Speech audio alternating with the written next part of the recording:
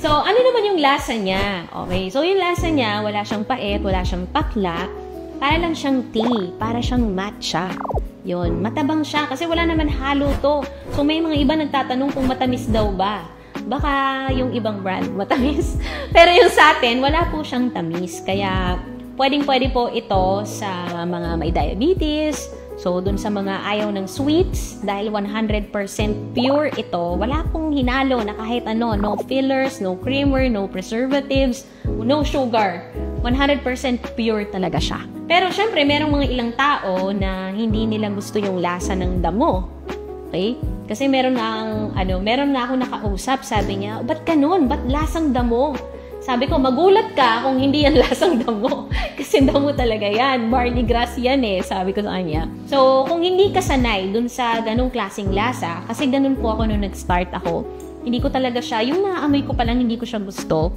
Nung una, capsule girl talaga ako kasi nga, hindi ko kaya yung lasa niya. Pero nung nalaman ko na mas maganda na ginagawa siyang juice, sabi ko, kailangan kong pag-aralang inumin to ng naka-juice.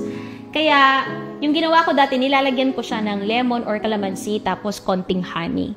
Yon, ganun ako nag-start. Tapos, pag wala naman akong lemon or honey, ang ginagawa ko is magtitimpla ako, tapos konting-konti lang yung tubig, tapos iinumin ko siya ng mabilis. Tapos hanggang sa hindi ko namalayan. Ayoko nang maghalo ng kahit ano, parang nasanay na yung dila ko, tapos hinahanap-hanap ko na siya. Gusto ko na siyang inumin ng pure. So, kaso nga lang, hindi ko siya maiinom na hindi siya malamig. Yun lang. Kailangan talaga super daming yelo. Pag ako uminom ng Salveo, talaga sobrang daming yelo. And kapag sobrang daming yelo, ayun, sobrang sarap niya. Ma-acquire mo naman yung taste, yun yung kinanggandahan. Kapag nasanay ka na inumin sa Salveo, pasarap na siya ng pasarap. Hit.